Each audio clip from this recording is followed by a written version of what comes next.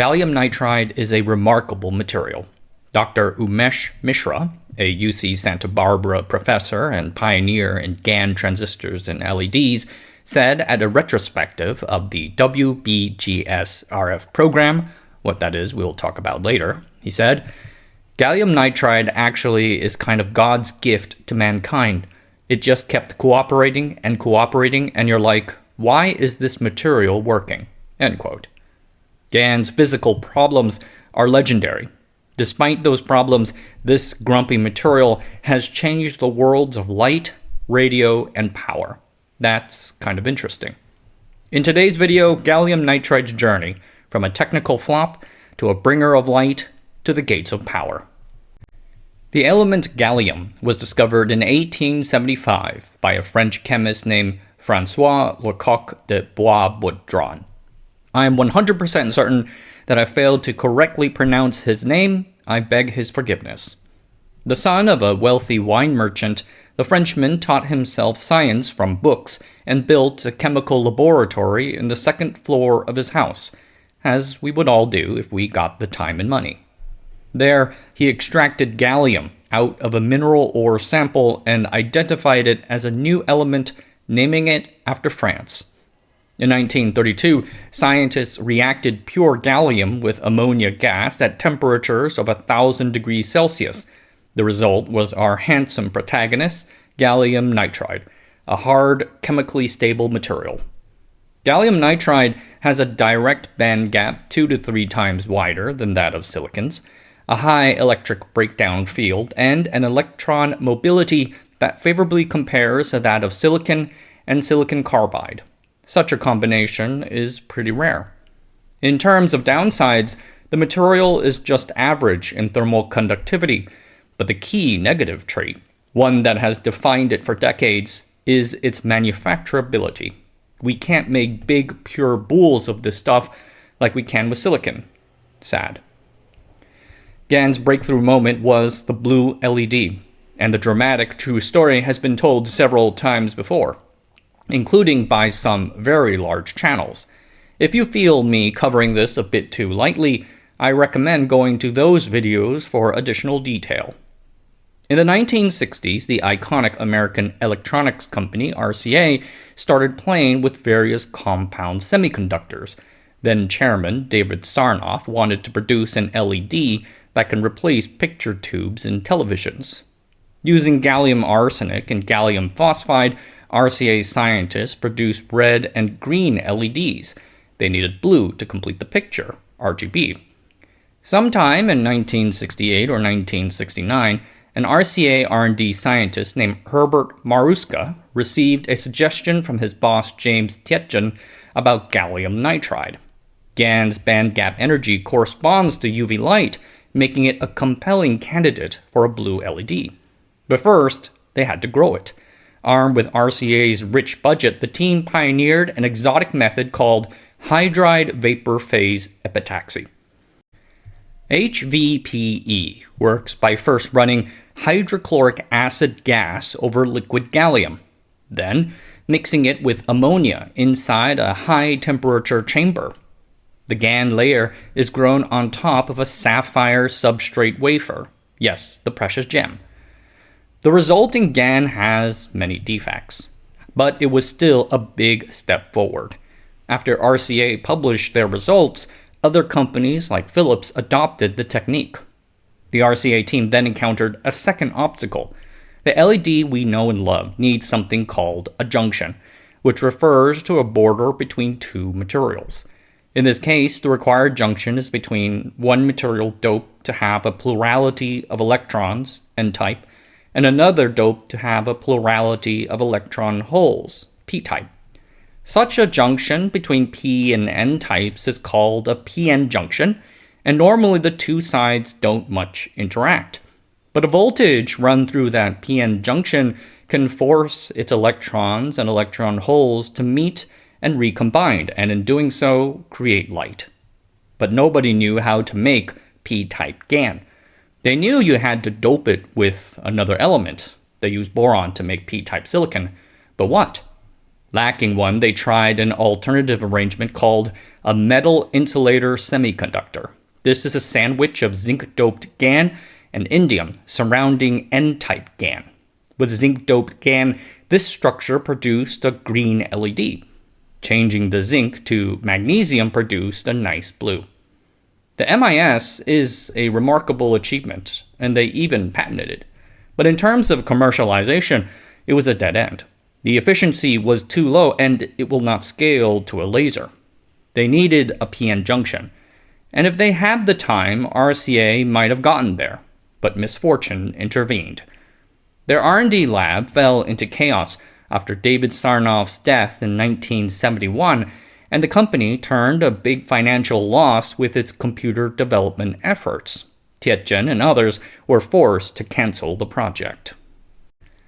After RCA abandoned the project, Bell Labs, Philips, Hitachi, and Toshiba all did the same. People largely quit working on GaN-based blue LEDs, shifting to seemingly more promising materials like zinc selenide. Work on GaN survived only in the form of individual, lonely researchers. So we have a twofold problem preventing us from producing a PN junction GaN-based blue LED. The first issue concerned growing a nice defect-free layer of GaN. As I mentioned, Maruska first grew GaN on top of a sapphire substrate using halide vapor phase epitaxy, but it was far from ideal.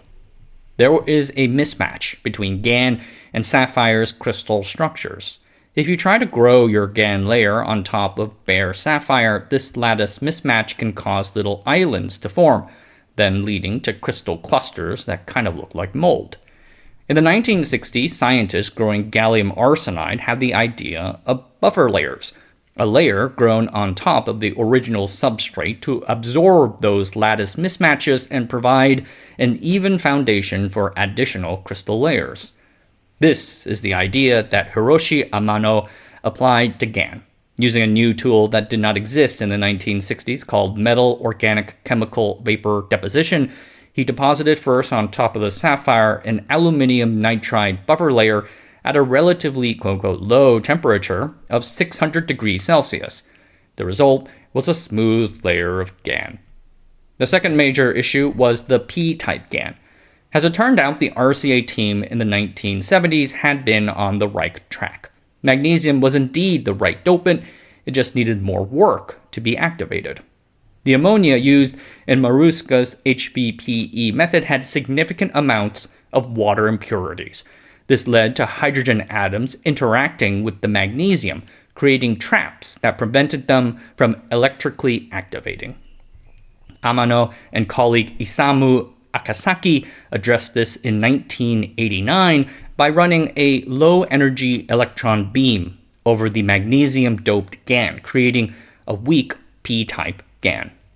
Thus, in 1989 was demoed the first PN junction-based blue LED.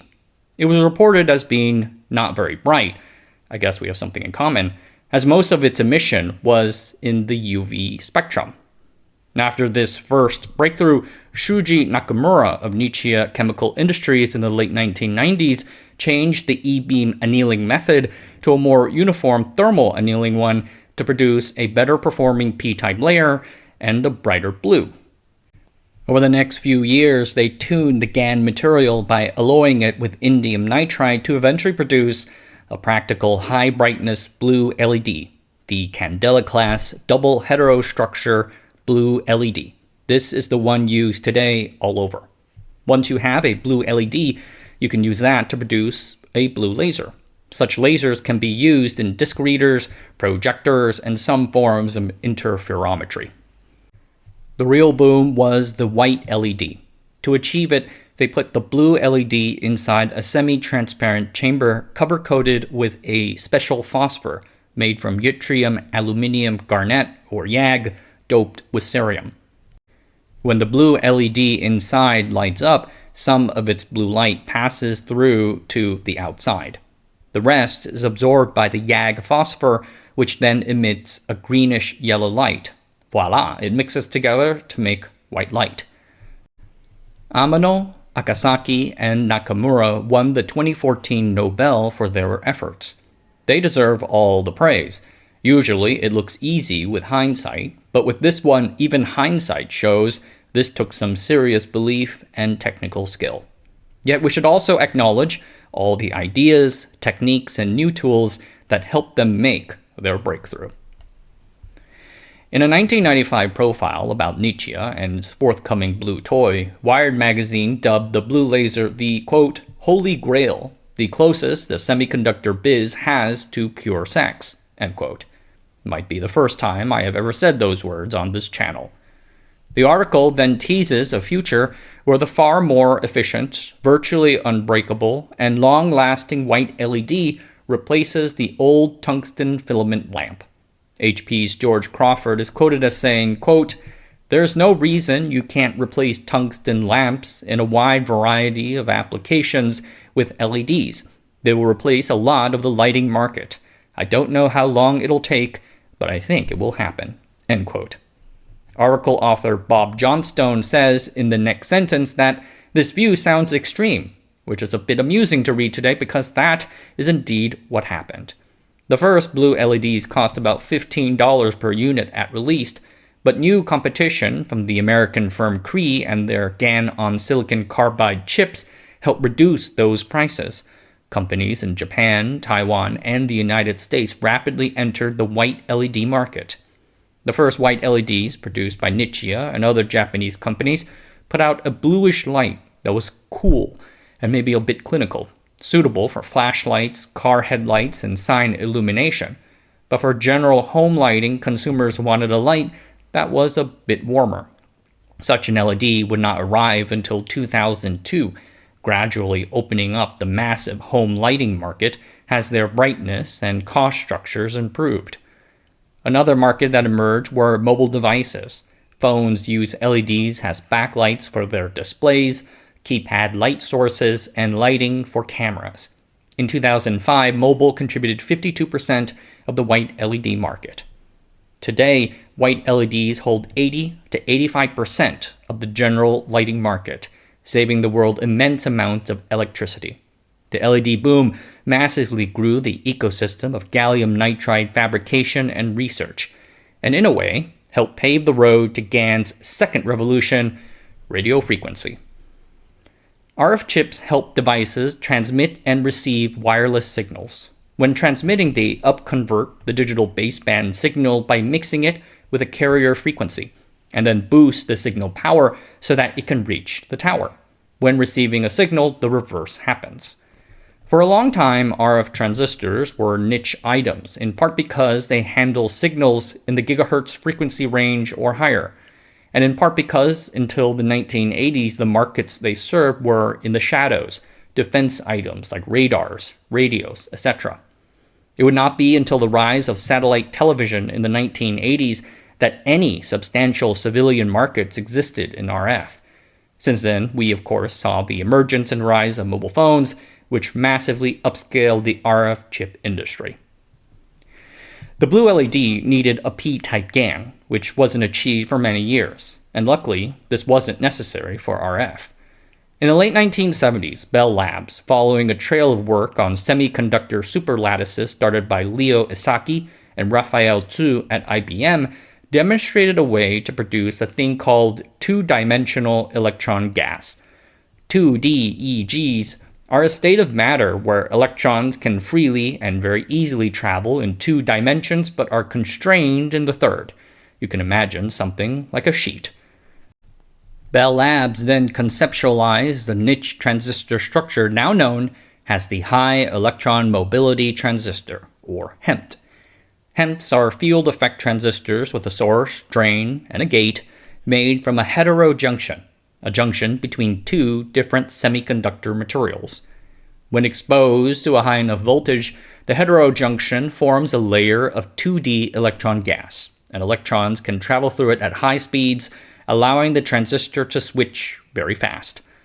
The first actual HEMTs were produced by Japan's Fujitsu in 1979, though a team at Thomson CSF in France came in a close second. It used heterojunctions made from undoped gallium arsenide and n-doped aluminium gallium arsenide.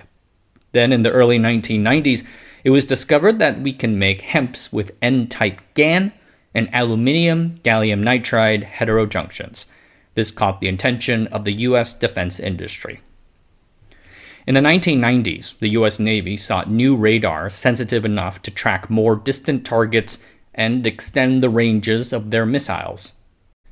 This needed more power, but they had maxed out the power levels of their gallium arsenide chips. Something else was needed. Fortunately, the Navy was incubating potential replacements.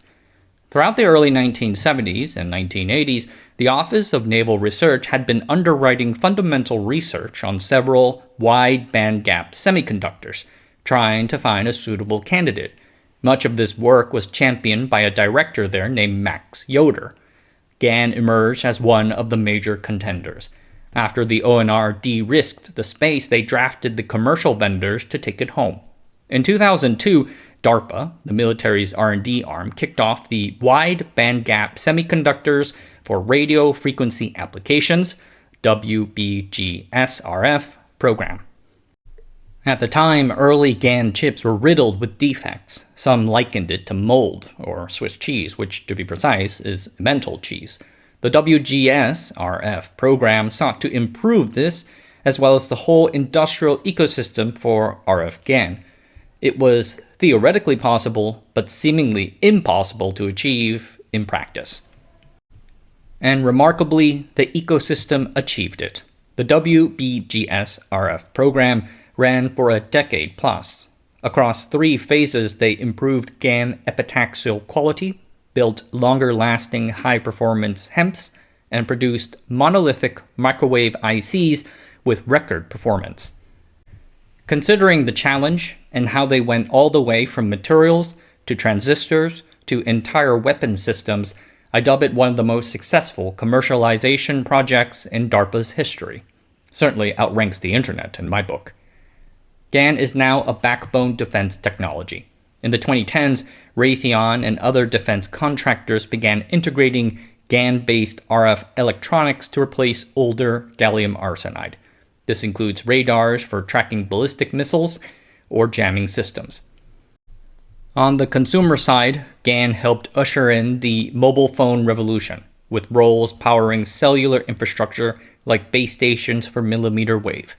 They're generally not used for handsets due to their high costs compared to silicon. So we have now gone from light to radio. Now for us to take our ring of GaN to the gates of power. Electronics like your phone charger or EV have inside them power semiconductors. Power transistors gate the energy being sent to light bulbs, phone batteries, or motors. So much modern technology today requires the precise control of power. For instance, power being fed to electric motors needs to be adjusted up or down to do precise work. Or more simply, power fed to LEDs can be varied to adjust brightness levels. It is important to note here that while there is some overlap, RF and power semiconductors have different needs. Transistors for RF chips focus on high frequency and efficiency in turning DC power to RF power. Power transistors, on the other hand, are high voltage switches. Frequency is less a concern. They should be capable of handling high voltages without breaking down. They should also allow a lot of current to flow through with the least resistance and heat. And for safety reasons, it is best that the transistor is default off rather than on. So like a gate held up by gravity that suddenly loses its power, it automatically closes as a failsafe. These are called enhancement mode transistors. Since the days of the revolutionary thyristors, we made power transistors out of silicon. But while great for digital logic, silicon's relatively low avalanche breakdown field of about 0.3 megavolts per centimeter is a limitation. It means a strong enough electric field can cause the material to inadvertently switch from an insulator to a conductor, not desired. GaN's avalanche breakdown field, on the other hand, is about 10 to 11 times higher than silicon's. Its wider bandgap allows the GaN power switch to handle higher voltages than a silicon one can, or handle the same voltages more efficiently, allowing us to make the device physically smaller and lighter. So over the years, power devices based on GaN HEMTs have replaced silicon in certain situations. As I mentioned, GaN isn't used in phone handsets for cost reasons, but many people still personally interact with it through their phone chargers. Power adapters have long used silicon chips, and while GaN-enabled adapters have existed since about 2010, it was not until later in the decade that these smaller adapters entered the market, produced by Navitas Semiconductor and made popular by mobile phone OEMs like Xiaomi, Samsung, and Oppo. Such adapters, along with other consumer items like audio amplifiers and computer power supplies, are the most visible example of GaN's strengths in the power semiconductor space, low to medium with a range between 30 to 650 volts. Despite the success that GaN has had in that low to medium space, it has struggled to climb out of that. That high ground of high voltage applications like EVs, data centers, HVDC, and trains is held by silicon carbide. And historically, GaN has struggled in this market segment because silicon carbide has good vertical MOSFETs and GaN does not. The HEMT is a lateral device, meaning that its source, gate, and drain are all on the same plane. The current flows horizontally across the surface plane from source to drain through the 2D electron gas layer below the aluminum GaN layer. This works well for high frequencies. But a lateral structure is challenging to scale up to higher voltages. Raising a transistor's breakdown voltage requires proportionally raising the distance between the source and drain, but going laterally, we can only extend that so far. A GaN lateral HEMT with a breakdown voltage of 1200 plus volts would need a channel length, which is the distance between source and drain, of 16 plus micrometers. Small for a pollen grain, but it makes the chip hilariously long and is antithetical to scaling. Vertical transistors have their sources and drains on opposite sides of the wafer, so the power current flows through the bulk of the device. This means raising the breakdown voltage can be done by easily thickening the distance between the source and drain. So why is this hard for GaN? There are a few issues. One is that the most economical way to grow GaN is on top of another substrate, like sapphire, silicon carbide, or silicon. That won't fly for a vertical transistor because then obviously it wouldn't be a GaN vertical transistor. Now, bulk GaN crystals are possible. I read an interesting article about some made by a Polish company called Amono. Unfortunately, they went bankrupt, a casualty of the difficulty of turning cool science into a profitable technology, though their core tech was later acquired by the state. Nowadays, we have this thing called GaN on GaN, with the GaN substrate grown via, and it all comes full circle here, hydride vapor phase epitaxy, the same method used by RCA so many years ago. Issues remain, but we are making progress here. And then two, these are MOSFETs, so thus returns the old P-type GaN demon. Yes, we have P-types good enough for LEDs, but its magnesium dopants require higher energies to activate, so only a small percentage of them do. What Amano and Akasaki did years ago was good enough for the blue LED, but not good enough for a proper vertical MOSFET like what silicon carbide can do. Though there is one niche vertical structure called the current aperture vertical electron transistor, or CAVIT, that uses the P-type in a superficial way. This might finally be changing. In October 2025, onsemi debuted a vertical GaN transistor made in the United States. Built on a GaN on GaN substrate, they say that it is capable of handling 1200 volts. I look forward to seeing it clash with silicon carbide in the high voltage world. Let them fight. Gallium nitride is indeed a wonderful material. How many things can do so well at 3 different fields? It is unlikely that GaN will ever get as big as silicon, financially or culturally. Silicon still owns the digital logic space and GaN is not changing that. GaN is most likely best suited for its niche spaces in RF and power. But those spaces are becoming increasingly important and valuable, worth tens of billions of dollars and growing fast.